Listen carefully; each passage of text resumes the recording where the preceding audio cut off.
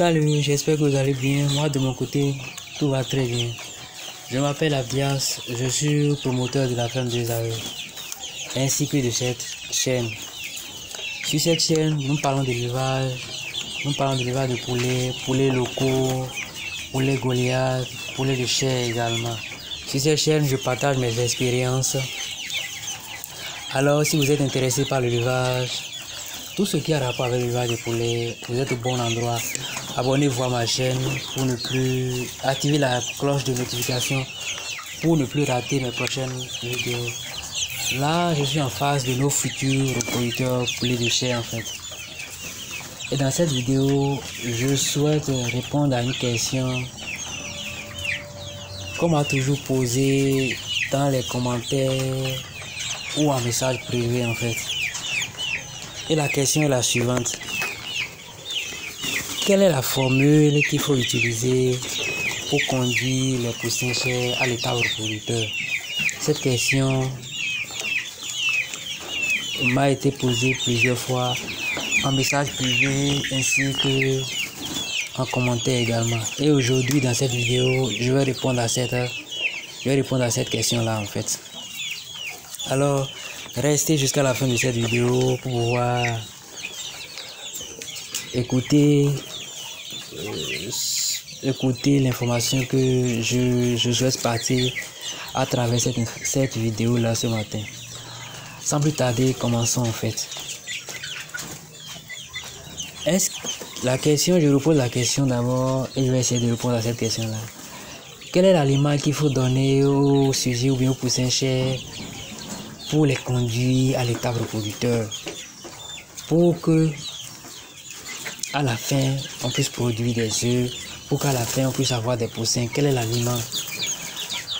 Maintenant, est-ce qu'il y a réellement une alimentation fixe qu'on doit donner aux sujets pour les amener à l'état reproducteur, comme beaucoup le pensent en fait? Est-ce qu'il y a une formule préétablie qu'on pourra donner ou bien qu'on pourra utiliser pour amener les sujets à l'étape reproducteur réellement en fait? Est-ce qu'il y a une formule préétablie? Je ne pense pas qu'il y ait une formule préétablie en fait, comme si au niveau des poulets qu'on veut conduire à l'engraissement, où il faut savoir qu'à telle étape il faut donner l'aliment démarrage, à telle étape il faut donner l'aliment croissance, à telle étape il faut donner l'aliment finition en fait. Au niveau des reproducteurs, il n'y a pas une formule établie de cette manière-là en fait. Je m'explique. Il faut savoir une chose. Pour conduire les poussins chairs à l'état reproducteur, chaque semaine, il faut une alimentation spéciale.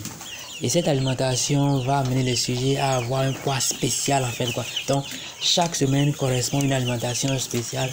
Chaque semaine correspond un poids spécial également en fait quoi.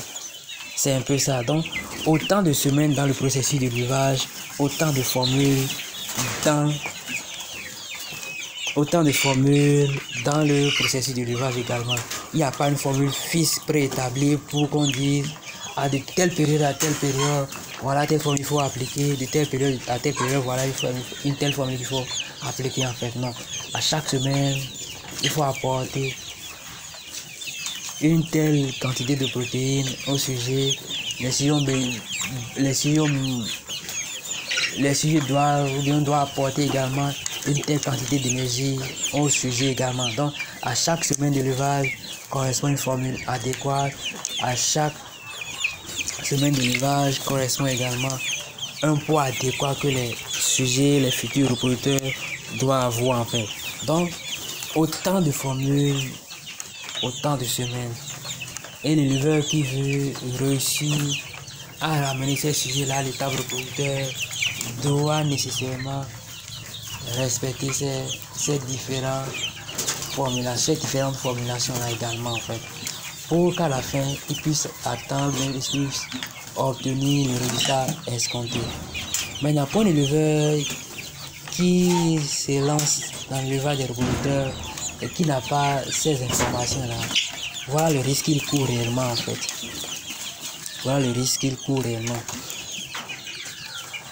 Il faut savoir aussi quelque chose, il faut aussi savoir quelque chose.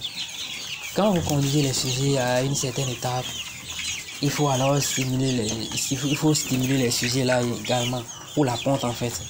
Donc pour un éleveur qui n'a pas ces différentes informations, quand une fois l'étape de stimulation va arriver, il va stimuler les sujets normalement pour la ponte. Il va le faire, mais qu'est-ce qui va se passer réellement? Les sujets n'auront pas, vu que les sujets n'ont pas le poids adéquat, la stimulation ne va pas marcher sur ces sujets-là en fait quoi. Et quand c'est comme ça, l'aliment qui va servir, une fois la stimulation déclenchée, les sujets vont utiliser l'aliment là pour prendre de la graisse en fait quoi. Pour prendre de la graisse. Non pas pour que l'organe sexuel puisse se développer ou quoi. Non en fait quoi. Quand les sujets vont commencer par prendre l'aliment, au lieu que la ponte commence, les sujets vont commencer par prendre du poids excessivement. Et une fois que les femelles vont prendre le poids à l'intérieur, il faut savoir qu'il n'y aura jamais de ponte en fait. Elles ne vont jamais pondre. Jamais, parce que l'aliment donné après la stimulation, ces sujets, au lieu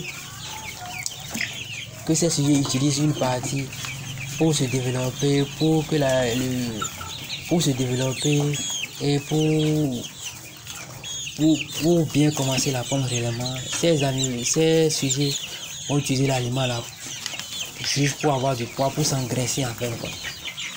Pour s'engraisser. Après la stimulation, ces sujets vont prendre excessivement du poids. Vous allez stimuler, fatiguer. Les sujets ne vont même pas pondre. Les sujets ne vont pas pondre. J'ai déjà eu ce cas là ici par le passé également quoi. Les sujets ne vont pas pondre. Mais après il faut corriger. Et si la correction est bien faite, les sujets vont commencer par pondre maintenant. Mais c'est le grand risque pour un éleveur qui n'a pas toutes les informations en fait quoi. C'est le grand risque. À la fin, il n'y aura pas de poussin en fait quoi. Les sujets seront là, mais en surpoids. Il y aura excès de poids en fait quoi. Parce que les informations n'ont pas été respectées. À chaque semaine, il faut une formulation alimentaire. À chaque semaine, il faut un poids donné en fait quoi.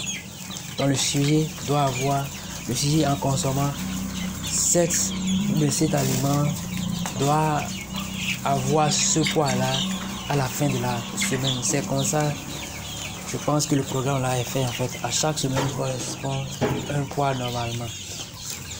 Donc pour finir, pour récapituler tout ce que j'ai déjà dit, il faut savoir qu'il n'y a pas une formule standard.